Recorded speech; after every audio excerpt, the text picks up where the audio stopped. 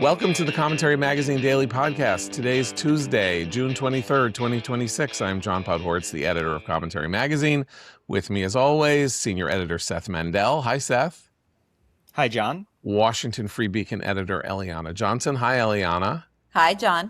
And I'm delighted to have joining us today the head of the International Graduate Program in National Security at the University of Haifa, Dan Schueftan, advisor to many Israeli prime ministers, person involved in negotiations on Israel's behalf for many decades, and a very funny guy. So Dan Schueftan, welcome to the podcast. Delighted to be with you. We're gonna start with something that you probably don't know about. So sit back while we talk about it for 10 minutes, and then we're going to get to the larger subject. Very weird stuff happening in New York and in Montreal, and horrible stuff. More, an effort to start a shooting spree outside the Chabad house in Montreal, leading to the killing of an innocent bystander by a Montreal police officer. And the weird thing about this story is not that there's a shooting outside a Chabad house. Unfortunately, that is not the weird story. The weird story is that the shooter left a manifesto, and all day yesterday we were told that the shooter's motive was that he was an incel, one of these people who, is angry at women and he can't get dates.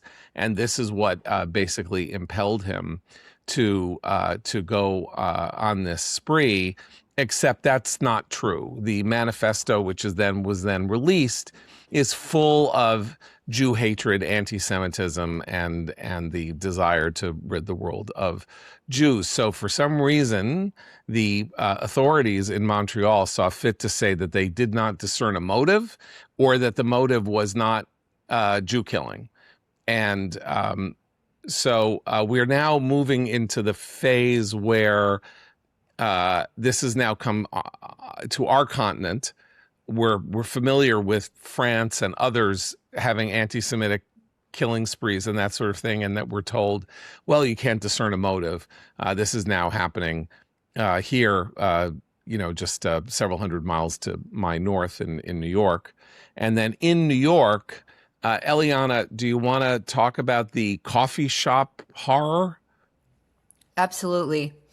Yesterday morning, Democratic Congressional Representative Dan Goldman, who today is facing off in a primary against the Zohran Mamdani-backed Brad Lander, walked into a Brooklyn coffee shop, Poetica Coffee Shop, for his 7-year-old daughter to use the restroom, and bought a coffee, and was photographed in the coffee shop, and by all accounts, including Goldman's, had a perfectly pleasant experience in the coffee shop. But when the owner of the coffee shop, an Uzbek immigrant by the name of Parviz Mukammadkulov, caught wind that Israel supporter Dan Goldman had been in his coffee shop, he put up an Instagram post saying he was horrified that anybody who supports genocide had been in his coffee shop. He refunded the $9.34 that Goldman had spent at the coffee shop, and posted, pretty simple process. If you support genocide, we reserve the right not to serve you, and said, go drink your genocide juice elsewhere. I'm paraphrasing. This is not exactly what he said. This caused an uproar, and Goldman was totally diplomatic and frankly lovely about it. The Free Beacon decided to look into who exactly this man is, and he has posted all over the internet attacking Israel, declaring in August of 2022 that Israel is a terrorist state and worse than Hitler. His coffee shop has been fined for gross health violations, unsanitary conditions. He, of course, this goes to my theory that hold on. He has withheld also in your story, $500,000 in I'm sales getting tax. to that. Oh, sorry, I was saying it goes to my theory that anti-Semites are also trash human beings in other realms of their lives. He owes $397,000 from New York State in taxes, sales taxes. in sales taxes, and is a absolutely terrible human being. And the New York Times has now covered this. The Free Beacon's reporter, John Levine, brought this to national attention. And my only thought, John, is the New York Times did not cover this in the context of an explosion of anti-Semitism. If this had happened to Rashida Tlaib or Ilhan Omar or, any Muslim member of Congress, we would be having a national conversation wall to wall in the press, MSNBC, CNN, the New York Times, the Wall Street Journal, about an explosion of Islamophobia. If this had happened to an Asian, as it did in the Atlanta massacre, when it had nothing to do with anti-Asian hate. It happened in some, Asian spa, but was just a white lunatic who did it. We would be talking about a rise in anti-Asian hate. With this, it's just a one-off that happened to Dan Goldman on the day of his primary, where Zohran Mamdani, the mayor of New York City, has called AIPAC monsters and intentionally stoked Jew hatred.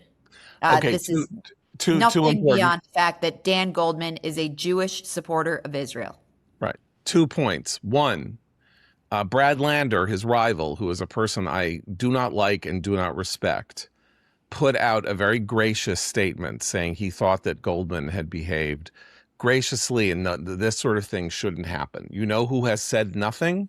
The mayor of New York City. Mamdani, the Times reached out to Mamdani, and Mamdani declined to comment on this, declined to say that this is unacceptable. Yes. Filthy anti-Semitism. Yes. And however, the head of the Civil Rights Division of the Department of Justice, Harmeet Dillon, announced that she was going to investigate whether or not service had been denied to someone on the basis of their race, religion, or national origin. And if so, she would pursue a case against our Uzbek coffee pouring friend. But it is very notable today, primary day here in New York City, a Democratic primary day, Zohran Mamdani would not say, you're not allowed in my city, hate has no place, and don't you be, Dan Goldman is an elected official. Not only is he a Jewish person with his daughter trying to go to the bathroom, but he's also like a leading political figure in New York City. This is outrageous. How dare you? He wouldn't say anything. And Goldman is involved in one of the 3 races that Mamdani has decided to use as a test case of his political power.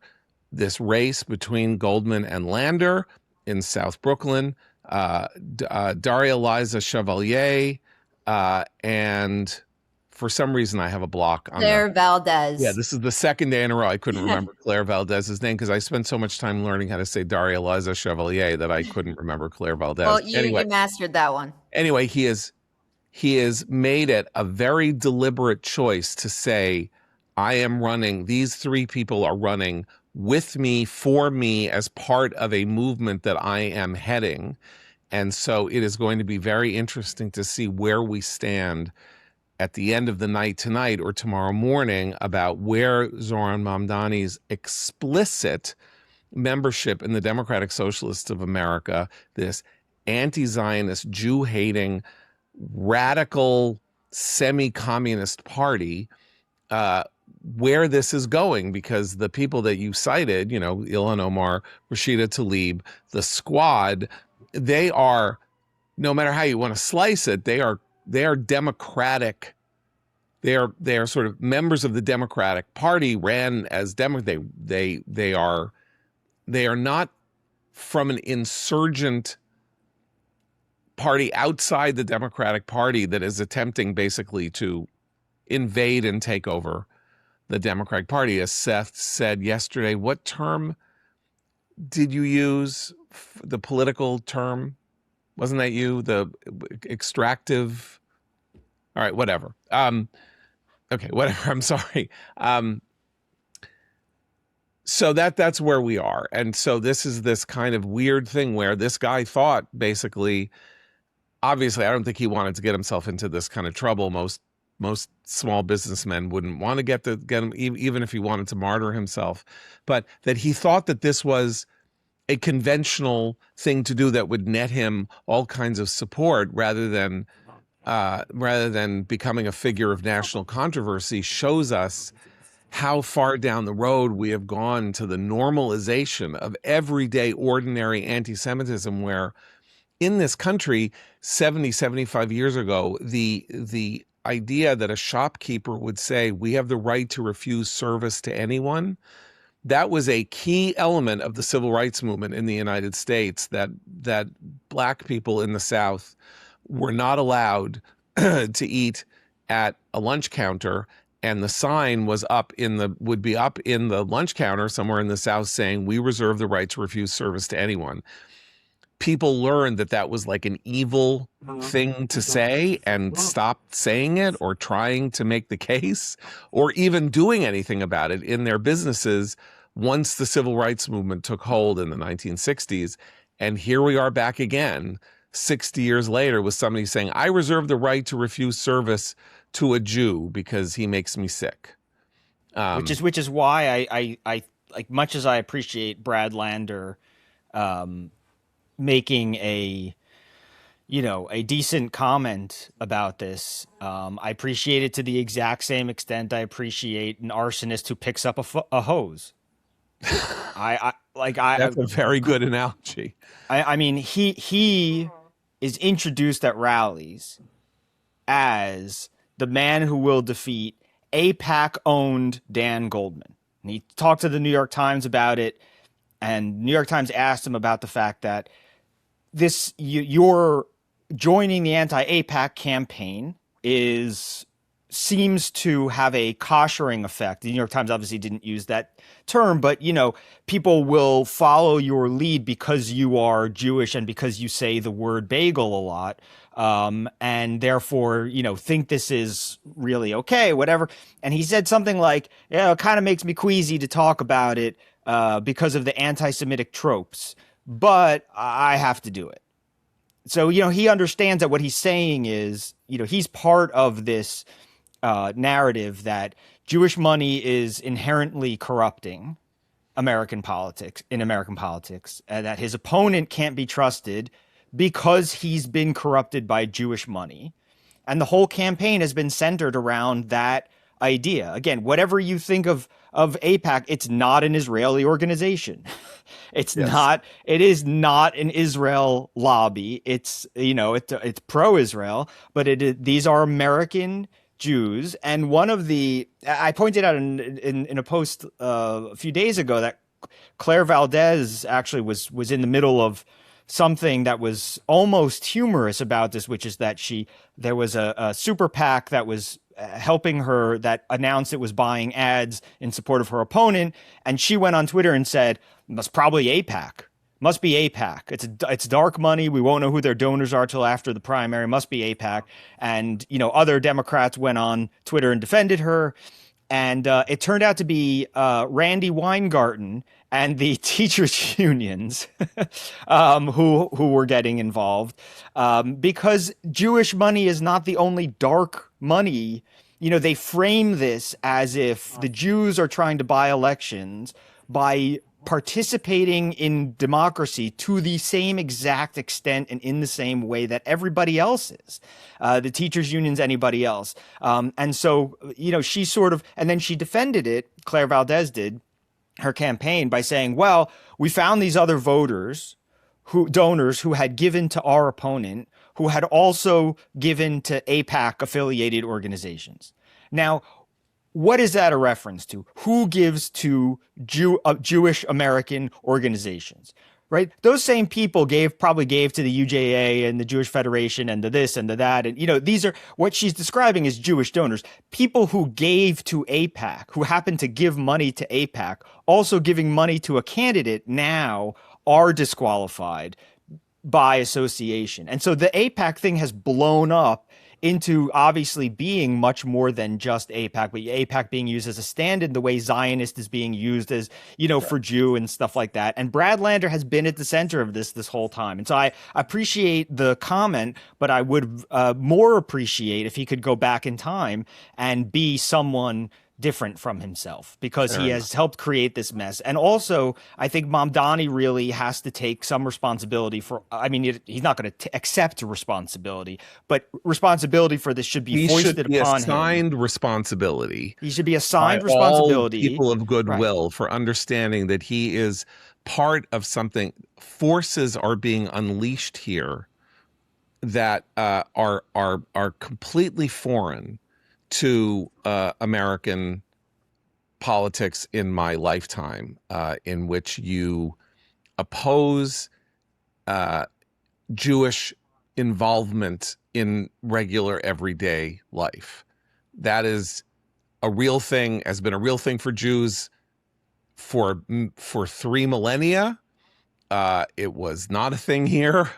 It is now becoming a thing. Major American politicians are essentially playing this game along with it, and the main Senate race is going to revolve around it, and the 2027 Democratic primary is going to revolve around it. And this is a very dangerous time for Jews, not just in Montreal, but elsewhere. Okay, Dan Schueftan, can we turn now to discussing the overall situation that Israel, the United States, the Gulf states are facing in relation to Iran, and how you feel about what on earth has happened in the last 5 days in Switzerland, or really 3 days in Switzerland. But let me start by making reference to what you just discussed. This has become to a global war against the Jews. And I think that nobody could have expected that the hostility towards Jews worldwide is just 1 millimeter under the surface. And it erupted now. And of course, it's a bad thing, but it's also a good thing. It's a bad thing because we are facing enormous forces now that we didn't realize will clash with us while we have such a difficult situation in the Middle East itself. But it's a good thing because we know where we stand. And for old-fashioned Zionists like me, who believe that in the final analysis, Jewish existence is possible only in the ancestral Jewish homeland and not in exile, I think this is unfortunately enforcing an understanding that in the final analysis, the only place where Jews can defend themselves is here.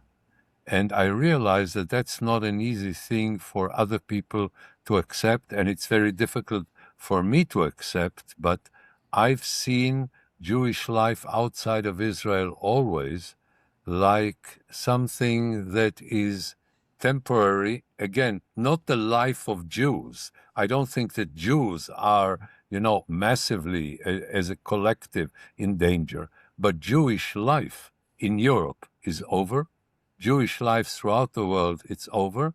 And in the United States, there is another generation. And if you look at the attitude of many young, educated Jews in the United States, I think this works in the same direction. And I'm very depressed as a Jew to see that process happening, because I want people who have another choice than my choice to have their way of life, and I want it to succeed, and I want it to be self-evident that Jews can find their place in the world like everybody else. But we have learned something in the last 2 or 3 years, and the war was just a good opportunity for all of this to erupt, because had it not been there in a very massive way, it would not have erupted on such a major scale as it did. Back I think to it's the a, Middle East.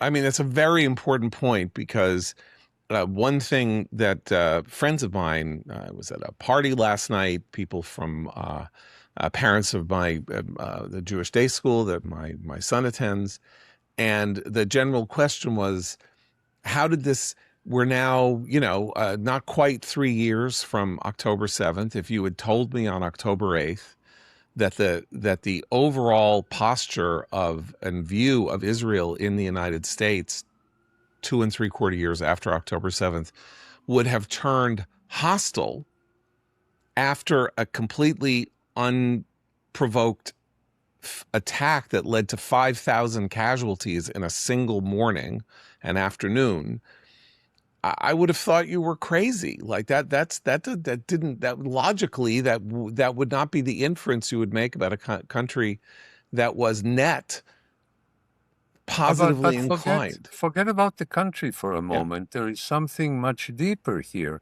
because what is happening in the United States now has already happened in Europe. Yes. And it happened in the United States to an extent because the United States had an extension of something happening in Europe, the zeitgeist of Europe, since the collapse of the Soviet Union. It started earlier, but it catapulted after the collapse of the Soviet Union. This whole fantasy of now we can speak to everybody and everybody is on the way of becoming democratic and open-minded and they don't want war no more and so on. And by the way, we had Israelis who went in this direction. I mean, the dumbest of them was Shimon Peres. And I constantly told Shimon Peres what I thought about his illusion, that now that everybody realizes that democracy and peace brings a good life, we will have also democracy and peace in the Arab world, because even if the corrupt and dictatorial leaders would not want it, Arab society would force them out of office, and then Arab society, with all its beauty and pluralism, will show itself, and then we will live in peace in the Middle East ever after. And this was the foundation of the Oslo Agreement. You see, I was one of the few people in Israel who, in terms of concession, went beyond Rabin. And in terms of attitude to the Oslo process, I approached Rabin immediately after he started it, and I said, I don't understand why you did it in September. There is a particular day in the calendar where you should have done it. It's designated for it, April 1st. This is when you should have had the Oslo process, because you completely misread what is happening in the Arab world. And again, to put it into a much broader context than the Middle East, what is being decided in this war, what is at stake at this war, is the question of, can civilized people defend themselves against barbarians? If civilized people want to continue to be civilized and therefore put restrictions on themselves, what they're prepared and not prepared to do. And actually what the barbarians have learned, and I don't just mean the barbarians in the Middle East, barbarians all over the world have learned that their strategy must be how to use the limitations that civilized people put on themselves, and their strategy is to focus there and confuse dumb civilized people to stand on their side. And that's basically, I know that these sound a bit crude, and I'm sure that in Harvard they have more sophisticated ways of saying something stupid than the way that I'm quoting now. But if you go to the roots of it, that's what it is. And this is why I'm so dismayed by what President Trump did in the last few weeks, because he's basically saying we civilized people can't fight barbarians because there is no limit to what they're willing to do, and because they don't even care about the welfare of their own people, and because more bombs will not do the trick, so let's capitulate and see what happens. And the result is that people who are encouraged today in the world are not just the Iranians and Hamas and Hezbollah, but I'm sure that in North Korea they're very happy.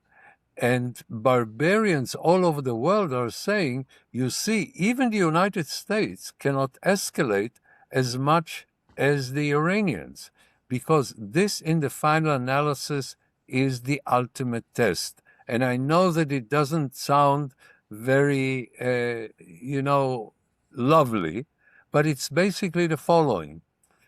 Not only the Middle East, where this is very clear, but also on a global level. If people are not afraid of you, you should be afraid of them. In the Middle East, it's very clear. If somebody is not afraid of you, you should be afraid of them, because they will come to kill you, because this is what the Middle East is about. The weak is being destroyed by the stronger. And Okay, in this so region, let me ask you. You mentioned Shimon Peres and Rabin and the Oslo Accords of 1993, 33 years ago. And this theory that Shimon Peres had that Israel could become the anchor of a new Middle East, that it could be like Switzerland, it could sort of, its innovative economy could help spread wisdom and modern economic principles to these countries on its border, and this would be a new Middle East. And our vice president, J.D. Vance, has been saying things in the last 72 hours like, this is really, for the first time in 47 years, the Iranians sound like they want to join the international community and they want to be part of the I international didn't know that community. they have a And sense of humor. you know what? You know what's funny about what you just said? That is the defining quality of J.D. Vance, is that he has absolutely no sense of humor. And I say that as somebody who knows him. But yes, inadvertently funny. But I mean, we're talking about a regime that 6 months ago murdered 40,000 of its own people in a single day. And they're really, really excited about joining the international community and being part of the civilized community of nations, having figured Look, out how to blackmail us. This whole term of international community Mhm. assumes that globally we have something in common. I mean, we, Western civilization, assume that people in North Korea or in Iran or in portions of South America or in portions of Africa have similar values to our own, and we can have an international community. The very existence of an international community, and particularly associating it with the United Nations, which is a prostituted organization, because anything international is by definition prostituted, because it is built on nations, and the regimes in these nations that represent these nations are dictatorial or oppressive or barbarian or what have you. And actually what you have there in these organizations are these repulsive regimes, and then the Europeans trying to fit into it and prostituting their own values in order to fit into it. So the very idea that you have something like a global solidarity or a universal solidarity, and therefore, for instance, if people suffer in one country, you have the obligation of letting them come into your country, because after all, we all have one large human solidarity. This is a lie. It doesn't exist. This is something dangerous, because if the Europeans let in people who truly suffer, forget about those who pretend to suffer and they don't. Take only those who truly suffer from their regimes or whatever. There are billions of people. When they come into Europe, they will destroy Europe, and then we will not have any place on earth with a good life, because people who destroyed their own country by their inferior culture, and let me stress here, not different culture, inferior culture. When you treat women like in Afghanistan, you're not different, you're inferior. And when you bring your inferior culture into a superior culture, not perfect, but superior because it's pluralistic, and you destroy it by the very fact that you contaminate the way people treat each other, with your violence, with your treatment of women, but we all are part of one happy, big, happy family. We're not a family, and we have nothing in common with some. And the people we have a lot in common with in these countries, the people who oppose these regimes, the people who I really appreciate, the people who are really part of my solidarity ring, we destroy these people by working with their regimes because their regimes are repulsive. Now, do you have to work with them sometimes for strategic reasons? Yes. But do you want to help them, to strengthen them at the expense of the peoples that we respect and that are very courageous and willing to put their lives on the lines? That's the problem. Okay, so let's move on to where Israel stands in the course of these negotiations you yourself have. Well, let's start before the negotiations. Where Israel stands is dramatically, revolutionary better than on the 7th of October. Because we've hit the radicals very hard.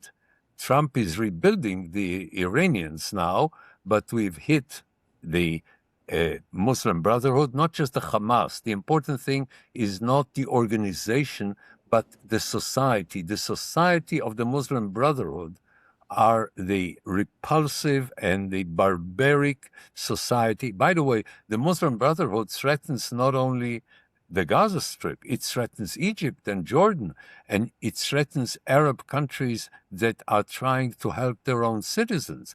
And the number one reason why the Arab world is backwards, and again, by the way, not developing or something, but backwards, is the sentiment that is reflected in the Muslim Brotherhood throughout the Arab world, not only in the Gaza Strip. And they are today much weaker, and Hezbollah in Lebanon is much weaker. And rooting them out is impossible because this is what parts of the societies are.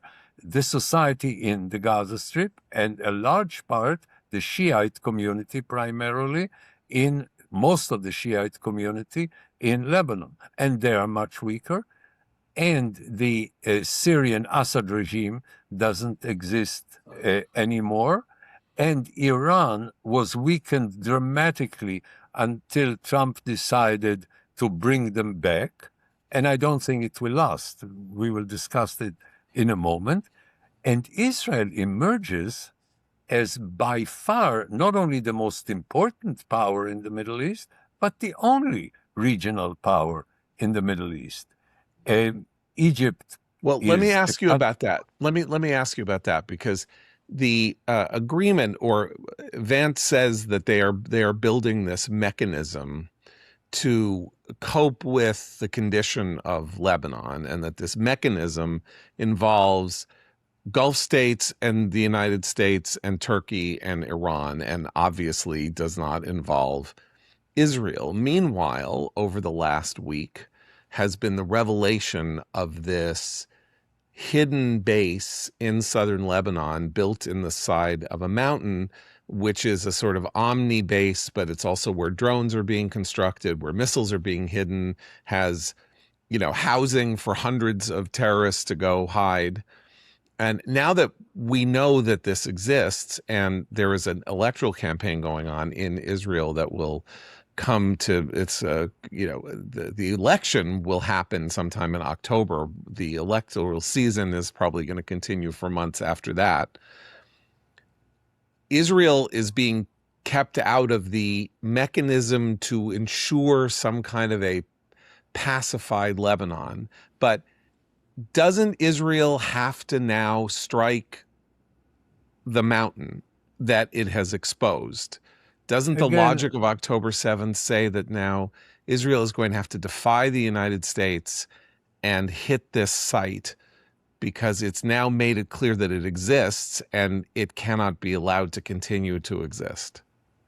Let me again, I apologize for this, go beyond the specific questions of the next days to the broader issue. Everything that Trump came up with concerning the Middle East is ridiculous. starting with the idea that the Gazans will leave, continuing with the idea that you will have a Riviera in Gaza, continuing with the idea that you will have a peace something, whatever it was called, in Gaza. All of this is completely irrelevant to the Middle East. It is in the fantasy land of Trump, and it isn't even something that you must seriously consider or seriously fight, because it has no roots whatsoever in reality. In the Gaza Strip and in Lebanon, in the Gaza Strip you have only two players, and this is Hamas and Israel can try and will continue to try to minimize the impact of Hamas and the Muslim Brotherhood. And you know what? My grandson was fighting in Gaza, and very soon his grandson will be fighting in Gaza, because in Gaza you have barbarians, people who the only thing in their life is to kill Jews. They have nothing positive. They don't have a constructive bone in their national body. And while individual Gazans can be very impressive people, if you look at the collective, you have something there that is profoundly gangrened, and I don't think anything can be done in order to completely eliminate it. So you constantly have to see to it that they are as weak as possible, and you can have as many councils and you can have meetings throughout the world. And actually, I'm delighted that Israel is not invited, because I'm sure you all speak Hebrew, b'moshav leitzim lo teshev. Okay, don't really go to places where they discuss ridiculous things. And in Lebanon, again, there are the enemies of Lebanon and the friends of Lebanon. The enemies of Lebanon are Turkey and Qatar, because they want to strengthen Hezbollah.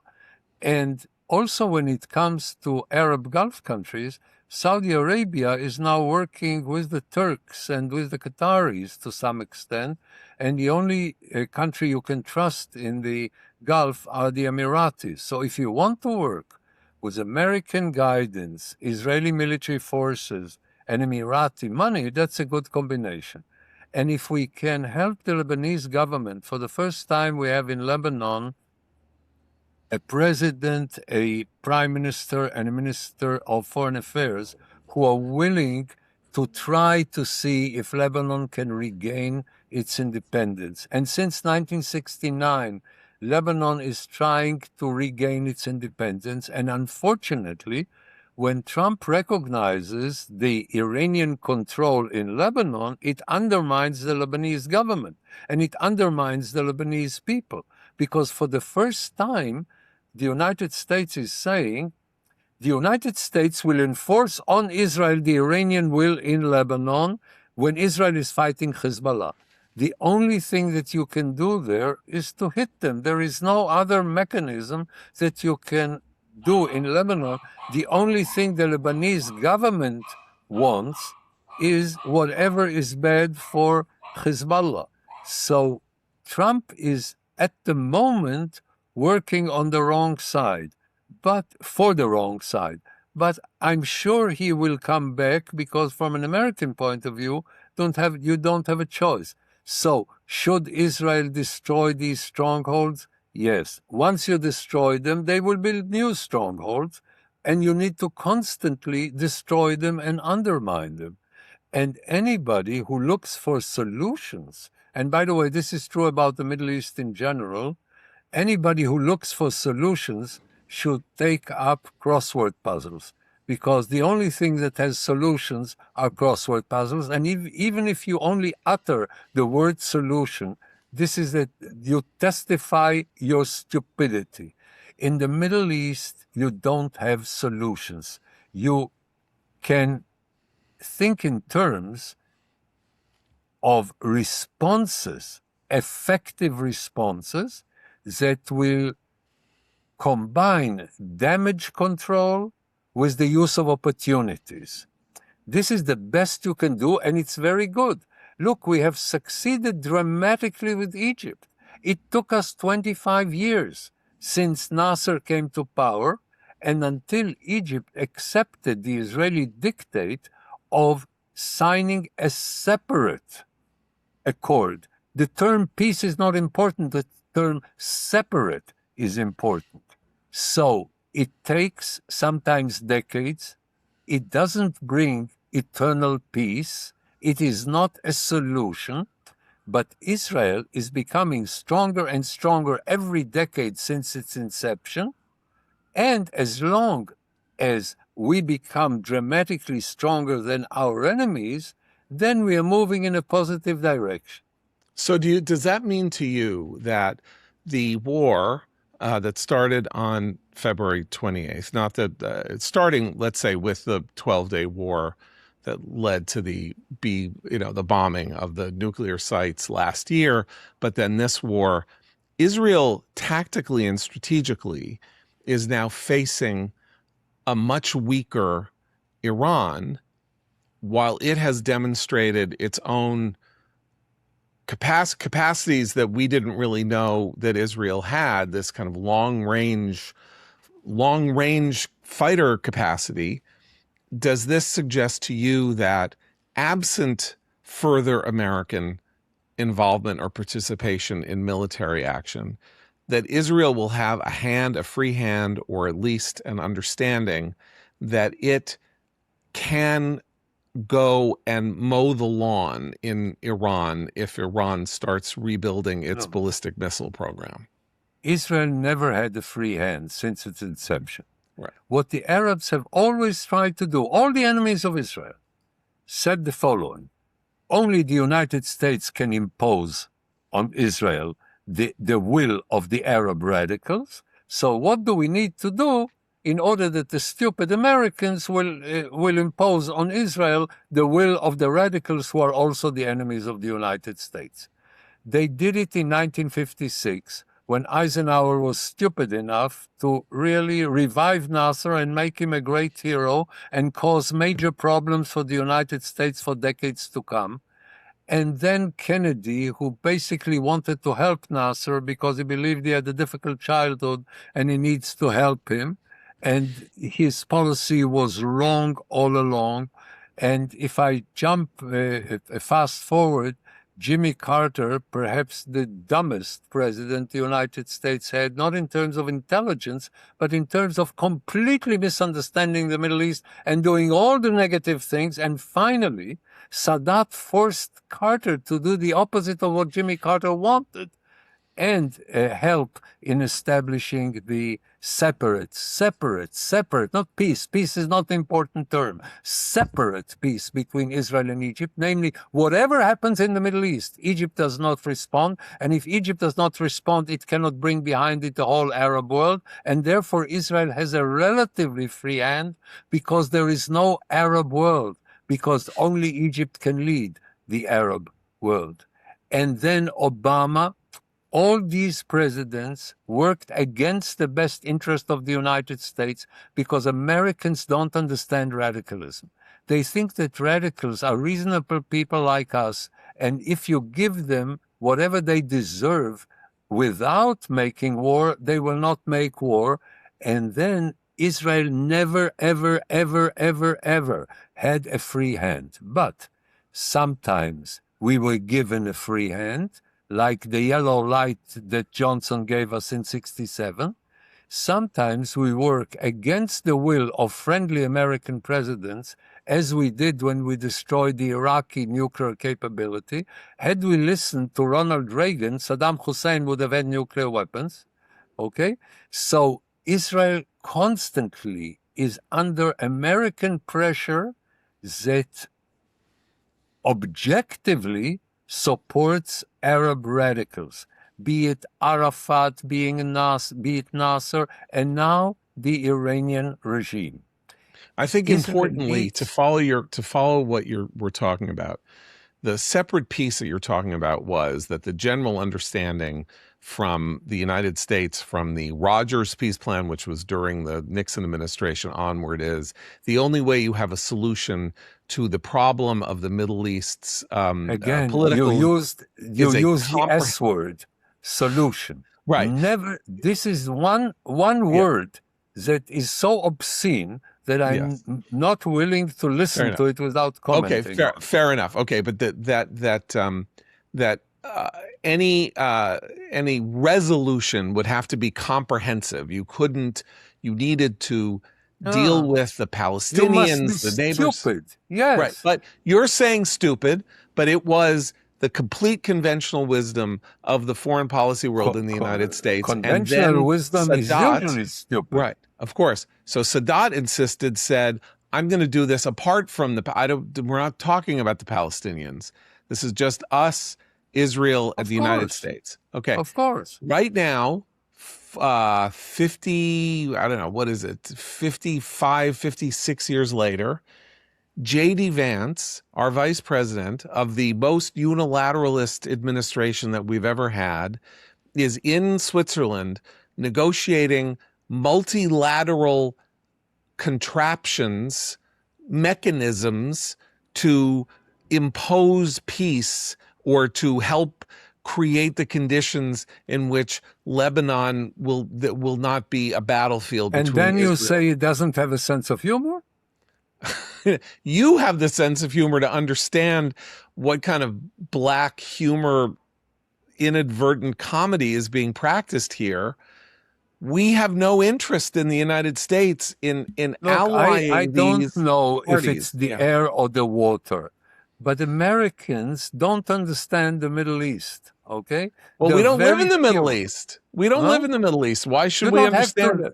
You don't have to live in a place to understand it. Okay, you only need to learn from. Look, Kissinger understood it. Nixon understood it. In a way, Johnson understood it. Okay, but again, the moment you want to have a resolution or a solution or a peace or forever or anything like it, you don't understand the Middle East. Okay. And now the Europeans don't understand the Middle East, but they also don't count. The Americans count, but you always need to work against. Look, let me give you a specific example. The Biden administration removed the position of the Houthis as a terrorist organization, put enormous pressure on the Saudis and the Emiratis to stop the war in Yemen, and then gave the Houthis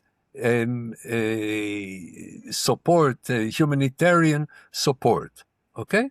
What does it mean? It means that they believe that if a crocodile attacks you, you should give them a banana, because after all, what a crocodile wants is a banana. You give them a banana, you pacify them.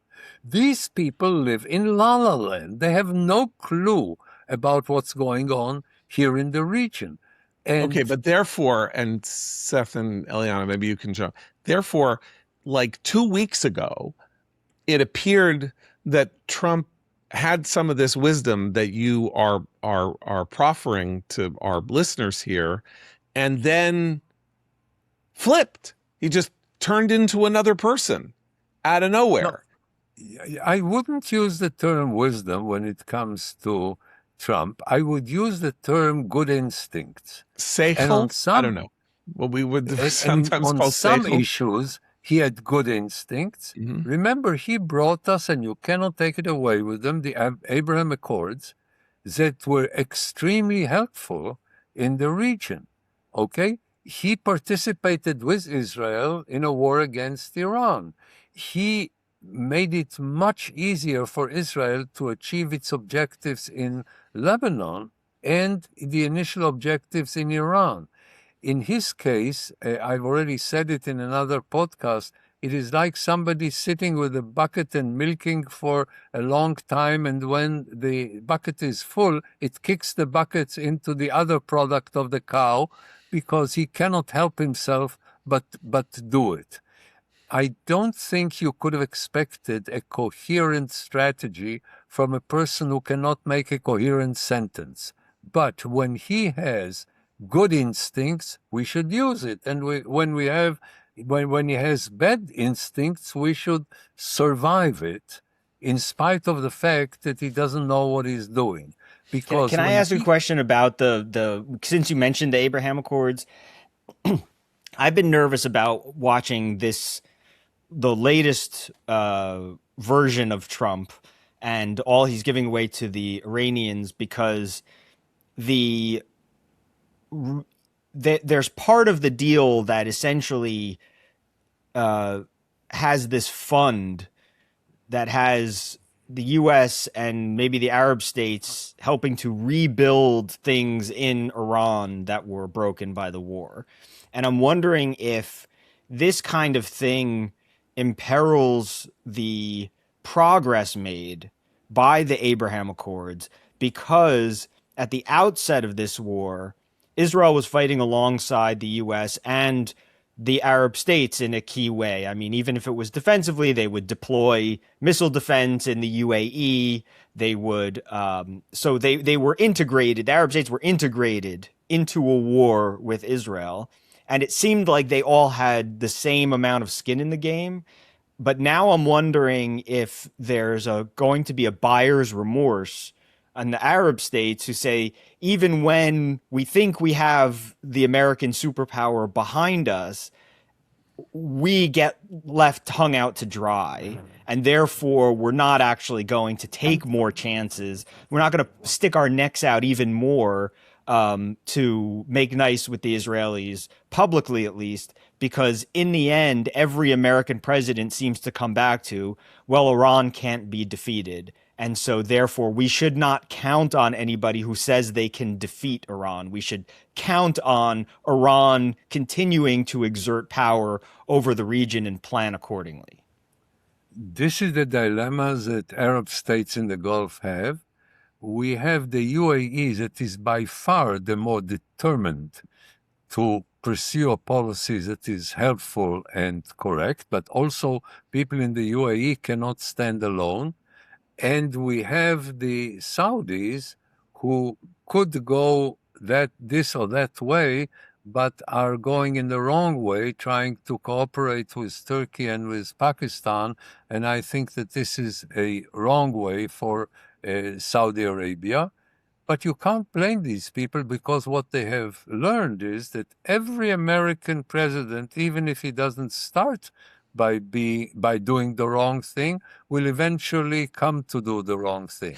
On the other hand, they realize that the only power in the Middle East who is at the same time very strong and very dependable is Israel.